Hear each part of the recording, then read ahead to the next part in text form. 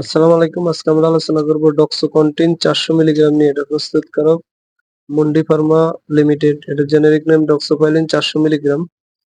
এটা per piece 10 টাকা করে। এক বক্সের দাম 300 টাকা করে। এক বক্সে 30টি ট্যাবলেট করে থাকে। এক পাতার দাম 100 টাকা করে। এছাড়া এটা 200 mg আকারে পাওয়া যায়। নির্দেশনা কি জন্য ডক্সোকন্টিন 400 mg ডাক্তারগণ দিয়ে থাকেন। এটা সাধারণত অ্যাজমা, হাঁপানি, শ্বাসকষ্ট এবং কাশি সমস্যার জন্য ডাক্তারগণ দিয়ে থাকেন। এছাড়াও bronchial asthma, bronchospasm, chronic obstructive pulmonary disease, স্ফটিক ব্রঙ্কিয়াল উপাদান সহ ফুসফুসের রোগ।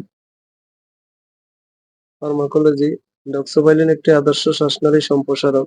গঠনগত দিক থেকে 7 নম্বর পজিশনে ডাইঅক্সিলেন গ্রুপ থাকার কারণে এটি থিওবাইলিন থেকে আলাদা। ডক্সোপাইলিন নির্দিষ্টভাবে ফসফোডাই এস্টারেজ 4 কে বাধা প্রদানের মাধ্যমে শ্বাসনালীর মিশ্রণ মাংসপেশির প্রসারণ ঘটায়। থিওফাইলিন থেকে আলাদা হওয়ার কারণে ডক্সোপাইলিন এডিনোসিন A1 এবং AT রিসেপ্টরের প্রতি আকর্ষণ অপেক্ষাকৃত কম, তাই এটি অনেক নিরাপদ। ডক্সোপাইলিন প্লাটিলেট অ্যাক্টিভেটিং ফ্যাক্টর PAFK এবং লিউকোট্রিন উৎপাদনে বাধা প্রদান করে। মাত্রা ও সেবনবিধি ডক্সোকন্টিন ডাক্তারগণ 400 মিলিগ্রাম দৈনিক দুইবার দিয়ে থাকেন, সকালে একবার এবং রাতে একবার। এছাড়াও চিকিৎসকের পরামর্শ অনুযায়ী সেব্য। পার্শ্ব প্রতিক্রিয়া সাধারণত বমি ভাব, বমি হওয়া, মাথা ব্যথা, খিটখিটে ভাব, অনিদ্রা ইত্যাদি।